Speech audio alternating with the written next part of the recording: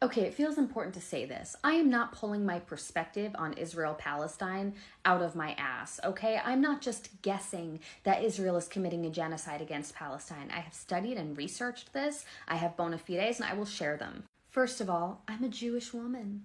I was raised by a Zionist family. My grandfather was a Holocaust survivor. My family talks about our spirit of resistance and resilience constantly. Desiring goodness from the nation of Israel is in my blood, and still, I can see that this Zionist state is vicious, violent, and evil. If someone who is raised by a Zionist family, by people who believe that Israel has the right to exist and that it is our salvation, if I can overcome my pro-Israel bias and learn about this conflict, so can you. And frankly, I should not be calling it a conflict, it's a genocide. So when I was in college, around 2012, 2013, a bunch of my friends and loved ones started going on birthright trips. And I knew enough then to ask the question when they got back from their birthright trips, what about Palestine? And when these people I love, admire, and respect started talking about Palestinians and using language like terrorists, I knew I had to learn more. I also knew that I wanted to go on birthright, and I was nervous about being brainwashed by the trip, and I should have been nervous. So before I went on birthright, I decided at my small liberal arts school in Massachusetts to get a well-rounded perspective, educational perspective on Israeli-Palestinian politics.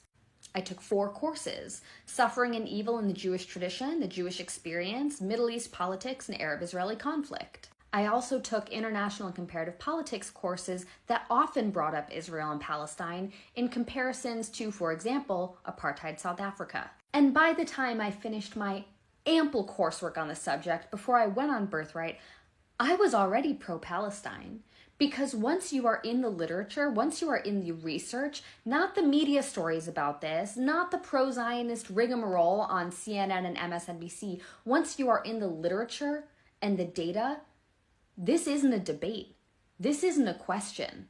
People talk about Israel-Palestine like it is incredibly complicated, and I reject that premise. It is not. We know that anti-Semitism exists globally, right? We know that Jews are not the most beloved population in the world. We know that Britain has a colonial history and they have taken on colonial projects even through the 20th and 21st centuries.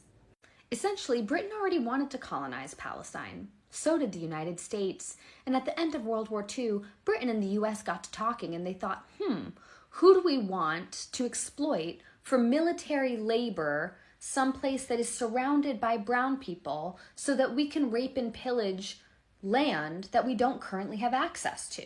Where's one part of the globe we haven't effectively colonized yet? And there was Palestine.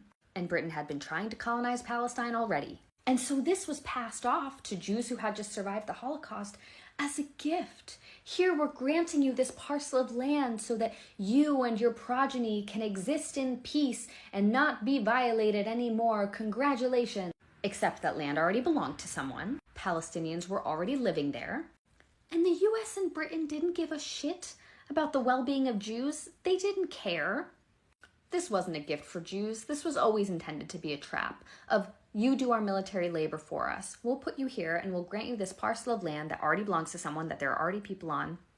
And in return, you will rape and pillage that land for us and we'll just all share in the wealth. And it might be a good idea too if like your entire population were to, have conscripted military service so you can really defend that land that is yours, totally yours, bucko. And if you see who has emerged as the political leadership of Israel over the last few generations, this won't surprise you. This insidiousness will not surprise you. This is how you get Benjamin Netanyahu, someone who absolutely agrees to the premise of Israel as a Zionist ethno-nationalist state, who says, we are here for one thing and one thing only, is to garner as much wealth from this earth that we have, as much tourist property from this plot of land, convert it to dollars, and build up a military so mighty, a military apparatus so great that we wind up producing the world's weaponry. Yes, we have mined this land, and we have used the land to give you war machinery so that we can all murder each other 1,000 times over. And to the people already living here, well, we'll murder them too.